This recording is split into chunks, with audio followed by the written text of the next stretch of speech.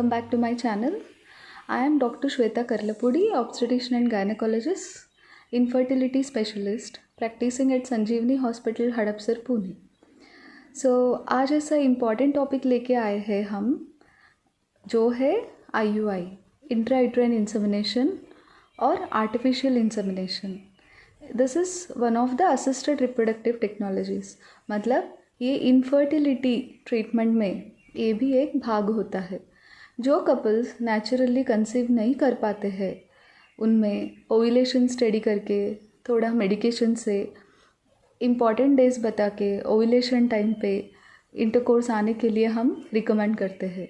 In case suppose patient ऐसा भी conceive नहीं कर पाए, ऐसे कोई इंडिकेशंस क्या है जिनमें हम IUI करना चाहिए, IUI का प्रोसीजर क्या होता है, IUI किस किस में करते हैं, IUI करने के बाद क्या क्या प्रिकॉशन लेना चाहिए, IUI का साइड इफ़ेक्ट्स क्या होता है, IUI का कुछ ड्रॉबैक्स है, इसका सक्सेस क्या है, फेल्यूर क्या है.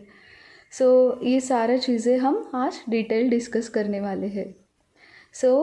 आज का न्यू व्यूअर्स के लिए ये हमारा रिक्वेस्ट है कि प्लीज़ हमारा चैनल लाइक, शेयर और सब्सक्राइब कीजिए एंड हमको एंकरेज कीजिए. आपका क्वेश्चंस प्लीज़ आप कमेंट सेक्शन में लिख सकते हैं ताकि हम हमारा फ्यूचर वीडियोस में मैं आपका सारा क्वेरीज सॉल्व करने के लिए ट्राई करूँगी. So friends, without wasting any time let us go into the topic. ये IUI का प्रोसीजर क्या होता है. What is IUI?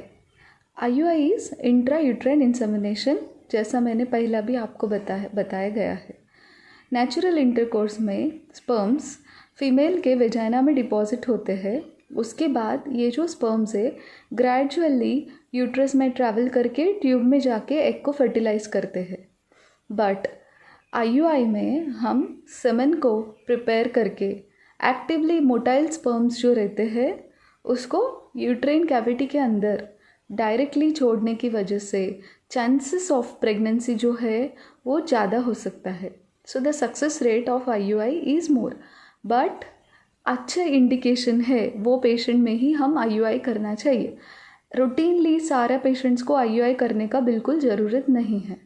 So friends, किस किस में हम IUI रिकमेंड करते हैं. एंड IUI जैसा मैंने बोला intrauterine insemination, specially male factor infertility के लिए हम IUI रिकमेंड करते हैं.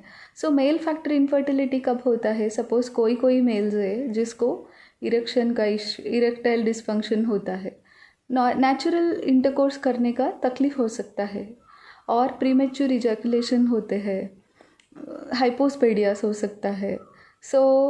ये कोई मेल्स है जिसका स्पर्म काउंट कम हो सकता है, जिसको हम ओलिगोस्पर्मिया बोलते हैं. मोटिलिटी कम हो सकता है, एस्थेनोस्पर्मिया. और sperm morphology, the shape of the sperm में भी प्रॉब्लम हो सकता है जिसको हम टेरेटोस्पर्मिया बोलते हैं. जो कपल्स जिसमें ओलिगोस्पर्मिया है, एस्थेनोस्पर्मिया, टेरेटोस्पर्मिया है, मतलब सेमेन पैरामीटर्स इतना अप टू लेवल नहीं है, उनमें हम IUI में जो सेमेन प्रिपरेशन करते हैं उससे जो इनएक्टिव, इमोटाइल, अनहेल्दी स्पर्म्स को हम रिमूव करके अच्छा एक्टिवली मोटाइल स्पर्म्स को यूट्रस के अंदर छोड़ सकते हैं. एंड देन कोई लेडीज़ ऐसा रहते हैं जिसका सर्वाइकल म्यूकस में कुछ एंटी स्पर्म फैक्टर्स रहते हैं. मतलब ऐसा कोई फैक्टर्स है जो स्पर्म्स के लिए हार्मफुल होता है, जो फीमेल सेक्रीशंस में रहते हैं. तो उस कंडीशन में भी हम IUI कर सकते हैं. नॉर्मली जैसा स्पर्म फीमेल जेनाइटल ट्रैक्ट में डिपॉजिट होते हैं, सर्वाइकल सेक्रीशंस वो ये सेमेन स्पर्म्स जो भी रहता है उसको न्यूट्रिशन प्रोवाइड करते हैं, जिसको हम कैपेसिटेशन बोलते हैं. स्पर्म का एक्टिवेशन प्रोसेस, स्पर्म मैच्योर होते हैं, एक्टिवेट होते हैं किधर, फीमेल के अंदर. एंड देन ये स्पर्म को अंदर जाके हमारा एग को, लेडीज़ में फेलोपियन ट्यूब में एग को फर्टिलाइज करने जितना जो कैपेसिटी है, ये जो कैपेसिटेशन फीमेल में होते हैं.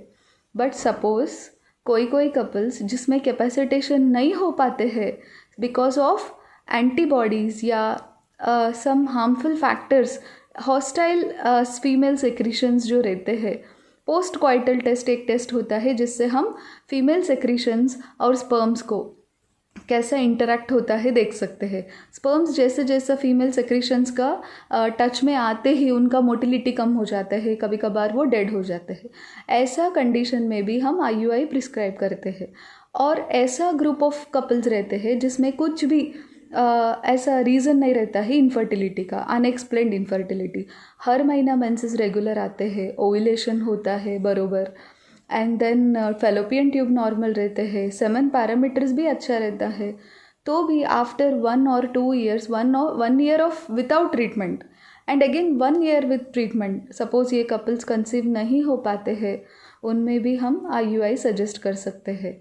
और in case other associated factors है लाइक PCOD है, ओबिसिटी है, बहुत दिन से ट्राई कर रहे, even after proper ovulation also उनको प्रेगनेंसी पॉजिटिव रिजल्ट नहीं आ रहे, थोड़ा सक्सेस रेट बढ़ाने के लिए हम ये कपल्स में भी IUI ट्राई कर सकते हैं। डायरेक्टली IVF को जंप नहीं करने का, तो IUI ट्राई करने के बाद ही हम ऐसा जो जिसको अनएक्सप्लेन्ड इनफर्टिलिटी है IVF सजेस्ट कर सकते हैं। सो फ्रेंड्स, ये हमारा फर्स्ट पार्ट हो गया IUI का, what is IUI and what are the indications of IUI। So हम अभी हमारा second part of IUI video में जाएंगे।